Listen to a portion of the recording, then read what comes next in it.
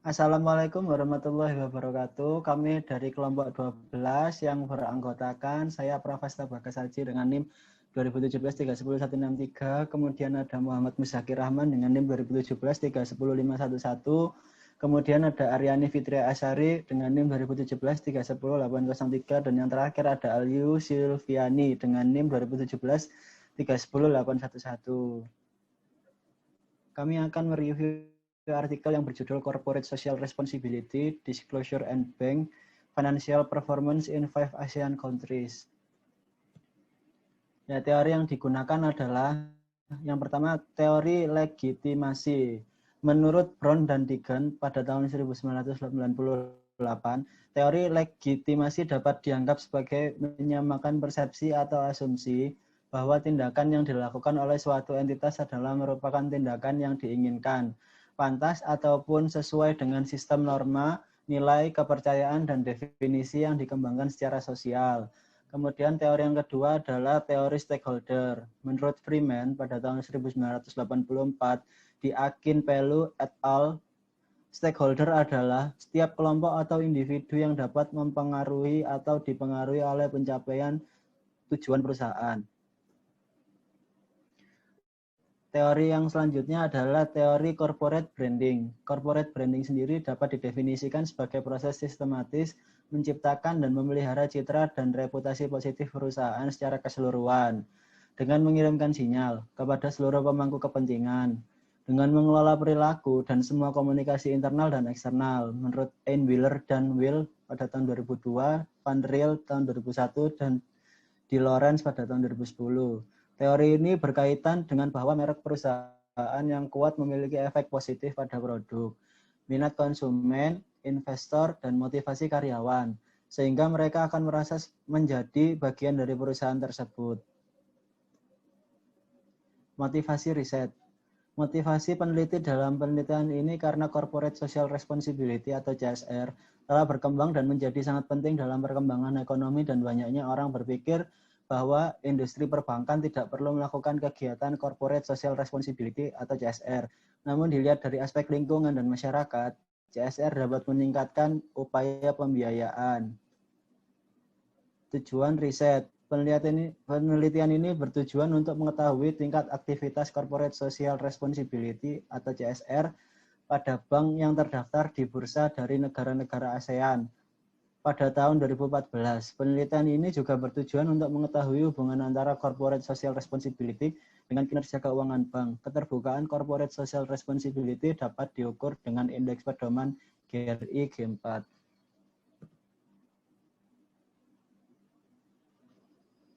Selanjutnya akan dijelaskan oleh rekan saya.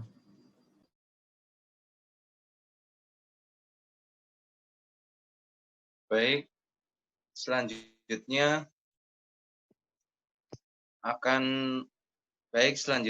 adalah rancangan riset.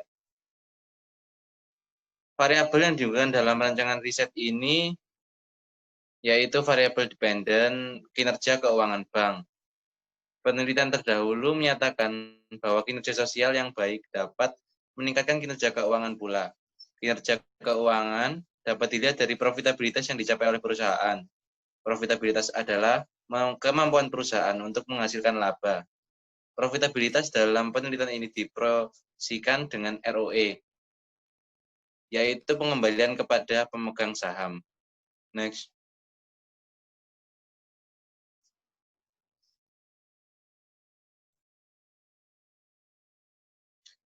Lalu ada variabel independen. Variabel independen pada rancangan riset ini yaitu Corporate Social Responsibility. Corporate Social Responsibility atau disingkat CSR ini merupakan salah satu strategi yang dilakukan oleh perusahaan untuk memberikan reputasi yang baik kepada para stakeholder-nya. CSR adalah sebuah konsep yang menunjukkan adanya tanggung jawab perusahaan kepada masyarakat, karyawan, pemasok, dan pemegang sahamnya. Tingkat CSR dapat diukur melalui pengungkapan yang dilakukan pada annual report atau laporan CSR khusus.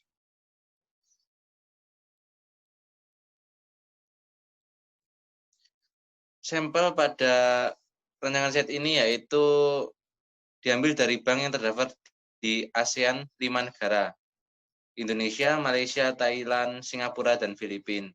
Lalu menggunakan teknik analisis data yang digunakan dalam penelitian ini yaitu dengan cara menggunakan analisis pengungkapan dalam laporan perusahaan dengan menggunakan indikator dari pedoman pelaporan keberlanjutan GRI G4 dan pengungkapan sektor financial service.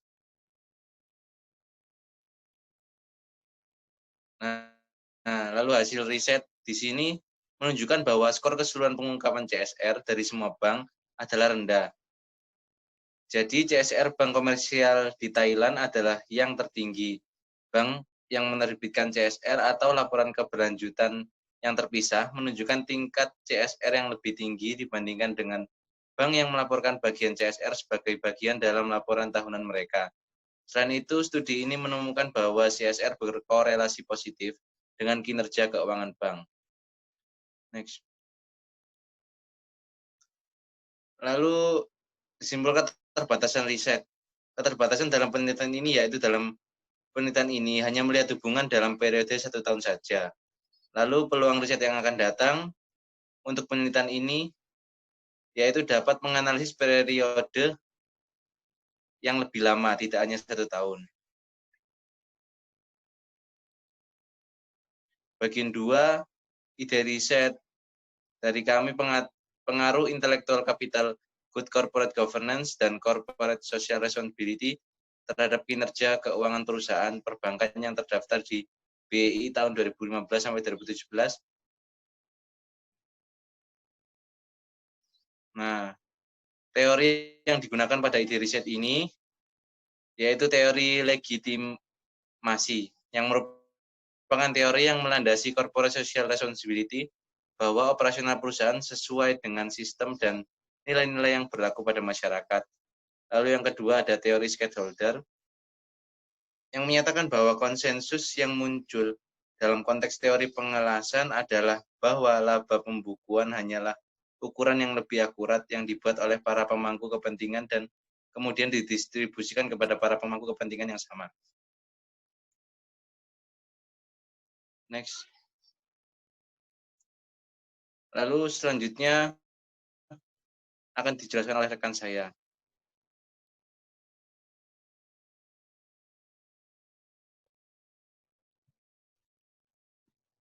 Selanjutnya, teori yang digunakan.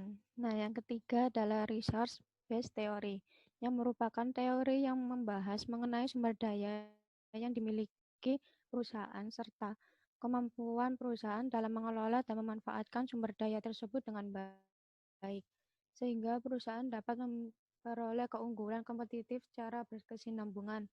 Menurut Jackson dan Schuler 1995 dalam Suhenda 2012, teori ini menjelaskan 3 jenis sumber daya, yaitu sumber daya fisik berupa pabrik, teknologi, peralatan, lokasi, geografis, sumber daya manusia berupa pengalaman, pengetahuan pegawai, dan sumber daya organisasional berupa struktur dan sistem pengawasan, pengendalian, serta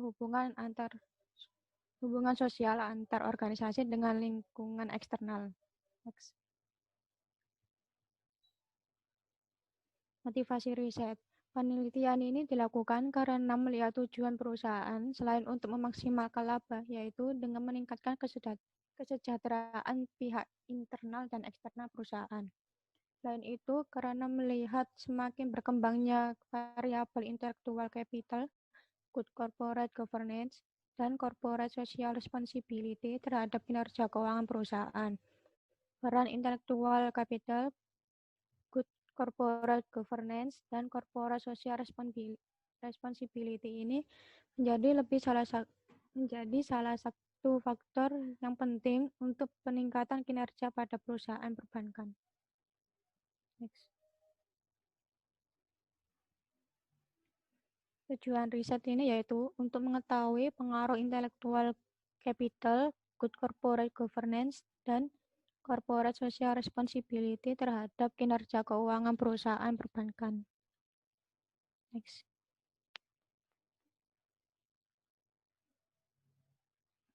Nah, dalam ide riset ini, rancangan riset variabel yang digunakan yaitu variabel dependennya yaitu kinerja keuangan. Menurut Sucipto 2003, pengertian kinerja keuangan adalah penentuan ukuran-ukuran tertentu yang dapat mengukur keberhasilan suatu organisasi atau perusahaan dalam menghasilkan laba. Next. Selanjutnya akan dilanjutkan oleh rekan saya. Ya, terima kasih atas kesempatannya. Saya akan melanjutkan presentasi dari rekan saya, yaitu masih di rancangan riset, yaitu pada variabel independennya. Yang pertama ada intelektual kapital. Intelektual kapital sendiri menurut Ross pada tahun 1997 dalam Bontis et al. Pada tahun 2000 yang menyatakan bahwa intelektual kapital yaitu mencakup semua proses dan aset yang biasanya tidak ditampilkan pada neraca, dan semua aset tidak berwujud seperti merek dagang, paten, dan merek yang dipertimbangkan dengan menggunakan metode akuntansi modern, termasuk jumlah pengetahuan anggotanya dan terjemahan praktis dari pengetahuannya. Next.